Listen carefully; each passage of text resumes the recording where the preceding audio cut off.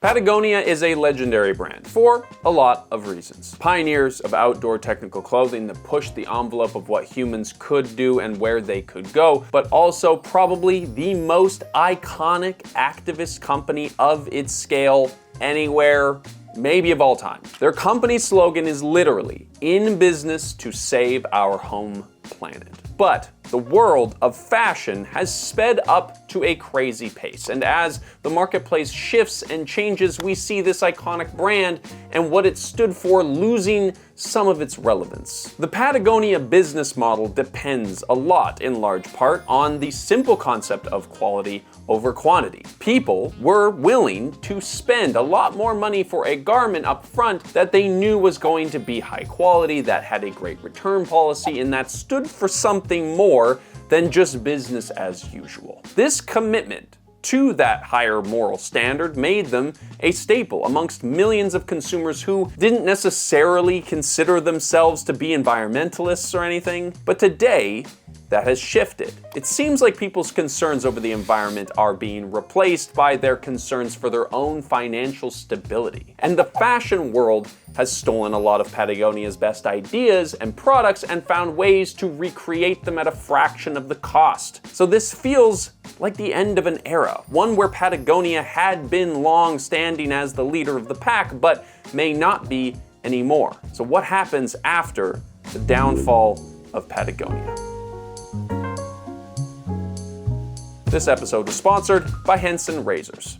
Now, to use a title called The Downfall of Patagonia, or to say that they've fallen off, or that they suck, or something like that, would require us to, of course, show you some material deterioration of their products, or a huge shift in their company mission that contrasts their pretty definite pledges of the past. And while you can definitely point to some complaints about Patagonia's quality on Reddit or whatever, or question their stances on unions or their military affiliations, and even debate whether or not it's possible for a massive outdoor brand to be ethical or sustainable, that's not really the argument that we're making in this video. And so yes, the title was a bit of clickbait, but I think we have a lot of grounds to make an argument that it's not that much clickbait. What we are watching right now is the downfall of social trust in corporations generally, of course, but also in Patagonia, despite its best efforts to do business better within the capitalist system. So last year, Patagonia released its first ever impact report. In the last 50 years, they've never done this. This was the first year they did it.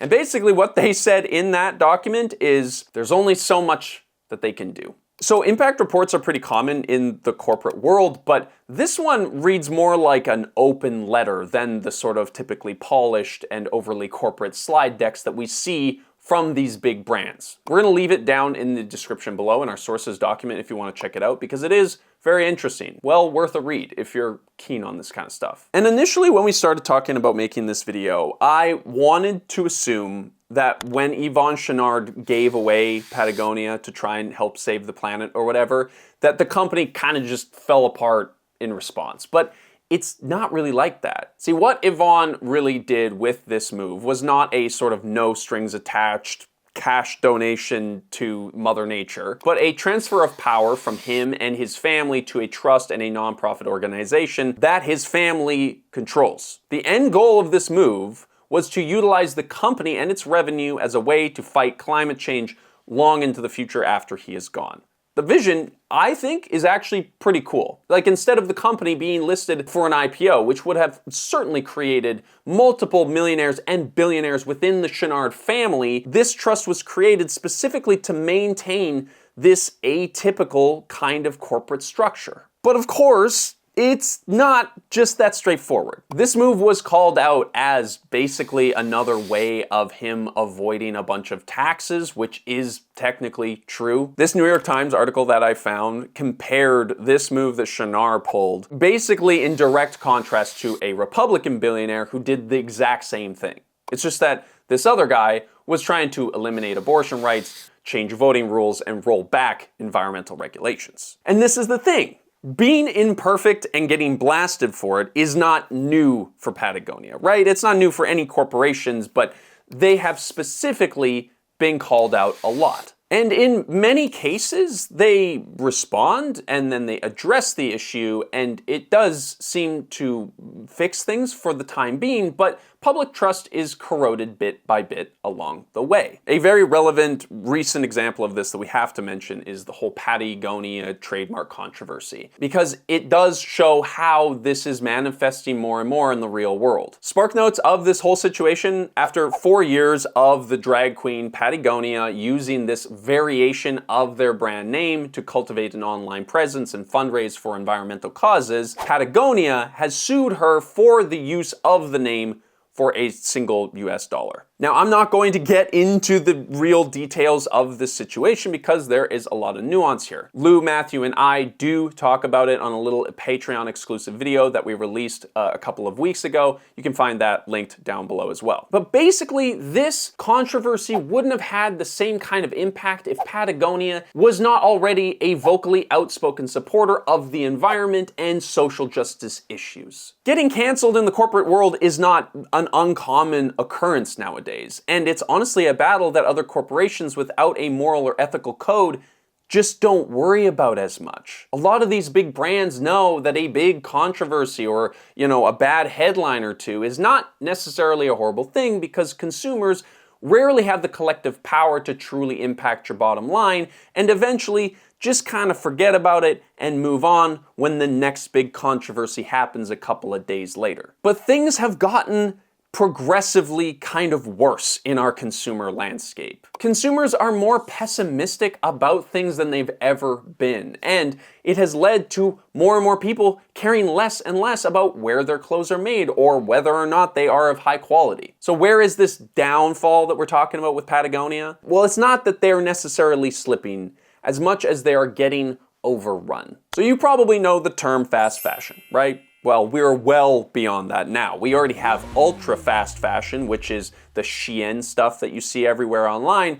But the next chapter is supposedly going to be something called algorithmic fashion. Algorithmic fashion combines the logistical and production power of fast fashion, but with AI predicting and designing the products that individual consumers are most likely to buy in that moment. Basically, we are watching consumerism, and fashion specifically, being completely taken over by social media and the companies that run them. Trends come and go so quickly nowadays, the companies who don't have the capacity or interest to keep up are being torn apart or left behind. The truth is, we have never lived in a less intentional consumer landscape. Shein just recently bought out Everlane, which feels like the most perfect symbolic corporate takeover ever. Because wasn't the whole point of Everlane that it wasn't Shein? Like a brand that was specifically built on radical transparency, that made clothes out of recycled materials, was openly discussing their supply chains. And now it's sold to a company that stocks up to 10,000 new items every single day? Like, what, dude? Allbirds Shoes, a company that I touted for years, that was previously known for its sustainable business practices, is now all in on AI? Like, this, they make shoes. They have nothing to do with AI. What are we even talking about? The company that, innovated wool shoes and like sugar-based bioplastics is now pivoting towards the most destructive technology we've ever created. That makes sense. That's perfect. And look, it is easy to maybe say that these are examples that prove that Patagonia is right to stick to their moral causes because it seems like nobody else is, because Patagonia never wanted to play the fast fashion game. But whether they like to admit it or not, this is the competition that they're up against. They have built their entire production line, their whole business model on the idea of better products and better values is a better business. But does that even work today? Manipulative marketing tactics have exhausted us to the point where we don't even know what we want anymore. But some truly great options still do exist. Henson Shaving is offering you a high-quality, long-lasting product that is more affordable and sustainable than most other shaving options on the market. I'm gonna go get it just so I can show you. This incredibly simple product doesn't have any sketchy designs that makes it obsolete in a few years, no subscription models that you're gonna be stuck with until you die. It just genuinely works. I've been using the Henson razor for a month or so now, and it's just a great no-nonsense shave. You're probably wondering, what's that dot on Levi's nose? Well, that's from where my toddler scratched me in the face while we were wrestling. Honestly, the product is so simple and so practical that it could potentially put them out of business. Because the truth is that once you buy this razor, you will probably never need another razor again for the rest of your life. And what I love about it is that it's just an adaptation of an old idea. The concept of a safety razor has been around for a really long time, but this one's built by a bunch of aerospace engineers right here in Canada. You can tell that they're aerospace machinists and not marketers because they put all their energy into making it an effective product instead of how to sell it. And the craziest part is that once you own this handle, the blades are insanely cheap. A pack of Henson razor blades costs $10 per 100 pack. That means that you could be shaving for like 2 to 3 years depending on how much you shave. And if you use the link in our description with the code Levi Hildebrand, you will get those for free with the purchase of a razor. If you do choose to get one for yourself, you'll be supporting what we do here on this channel and an independent business trying to do something the right way for once. So go to hensonshaving.com/Levi Hildebrand. Use the code Levi Hildebrand for a free 100 pack of blades with the purchase of a razor. Thanks again to Henson for sponsoring today's video. Now let's get back into it. So this is the iconic Patagonia puffer jacket. You've probably seen them around forever. Here is a very similar product from Uniqlo. Now the difference between these two jackets is largely in the eyes of the consumer, because there might be some quality differences in the stitching or in the quality of the materials, but the truth is 99% of consumers will not notice the difference. The return policy for Patagonia is legendary, but you'd have to wear out 4 of those Uniqlo jackets before you'd spend as much as one Patagonia. And Uniqlo is not even an outlier here and not even the cheapest option, because puffer jackets were an innovation and Patagonia is one of the earlier adopters that helped perfect the technology, but now there's hundreds of products like this on the market today for a fraction of the price. And before anyone goes into the comments and is like, yeah, but like, you know, this quality differences, you know, the temperature, you're not going to be able to summit K2 wearing one of those things or whatever. It's like, yeah, but most people aren't wearing these things on the top of a mountain. They're going to the mall wearing them. Derek, you frickin' chode. And this is unfortunately what I'm talking about. There is a pessimism towards consumerism. And I found this article that sadly confirmed my suspicion, which is that people don't really care about how their clothes are made anymore. Because this is the thing, the world is so messed up right now. We live in a time where the most powerful people running the most powerful countries and companies on earth are all in the Epstein list. We are out here starting wars for no reason. The quality of life is going down and the cost of everything is going up. It is so easy to be a nihilist, to be a pessimist about everything that is going on. But the truth is that when people are hungry, they don't care if it's vegan. And when they are cold, they don't care if the coat was made by a child in a foreign country making no money. Okay?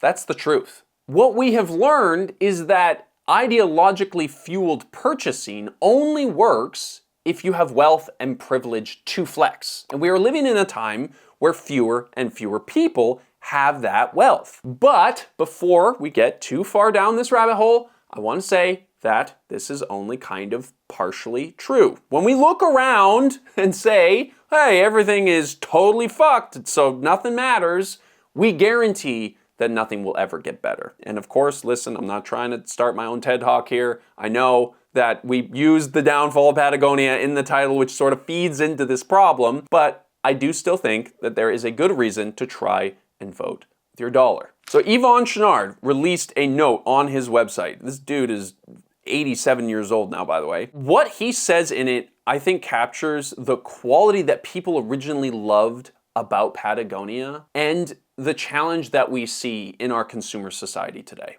What is clear is that for all the work we've done on our products and in our supply chain, and all the money we've given away to environmental nonprofits, it is still not enough. We can dedicate all our time and resources to saving the planet, but our impact is ultimately limited considering what we are up against. He's talking about capitalism. And later on, he goes on to explicitly say, we can change this fatal form of extractive capitalism that has brought us here, but we have to take the first step. And honestly, in my opinion, as a sort of Patagonia fanboy in some ways, I feel like they've been taking the steps. Like they're one of the only people who are stepping in this direction, right? And they're gonna get tired of stepping. Even when you are one of the most successful and most iconic brands on the planet and you dedicate an abnormally and potentially detrimental amount of time and resources to a positive cause outside of making money, you can't make the kind of impact you want to because of the system that we're stuck in. Having a moral compass as a company is actually a negative thing from a shareholder standpoint because now you've staked a position on something that can socially shift in time. People don't care as much about the planet anymore, so a company that has built its ideological vision around being for the planet becomes less and less relevant. But after all of this, I feel genuinely kind of optimistic about Patagonia because they doubled down. Like, I know that this shift to the nonprofit and the trust is kind of dicey. You know, there's a little bit of power hungriness stuck in that, right? But I genuinely think it's partially because they know that they can't just IPO this thing and expect our standard business as usual system to continue the values that they have upheld. Because the best way for a, IPO to make money off of Patagonia would be to gut the company and totally restructure everything to maximize profits. And that's exactly what would happen if they did it. But they've made a choice, a longevity-focused, 100-year kind of timeline approach to this decision. And they've decided, maybe it's not the best, but we're gonna try and do everything that we possibly can with the company and the system that we have set up. If you want to hear us talk a little bit more about this situation, we do have an exclusive episode up on our Patreon page. We also have a Discord over on Patreon where we get to talk about our consumerism world in a bit more nuance. So if that sounds interesting to you, check it out down through the link in the description below. And if you're subscribed, then we will see you every week for another upload. What the Patagonia thing is, because I've been keeping my head in the sand about it. It's pretty simple. People, I think, are trying to make it like a bigger thing than it is. But basically, Patagonia is a company that's been around for a long time. Patagonia is also a drag queen who's been around for a long time. I think for the last 8 years, I think it said online. I'm not 100% sure on the timelines, but they've been in communication with each other, making sure that they're not stepping on each other's toes for a long time, and they've known about each other's existence It was civil for a long time.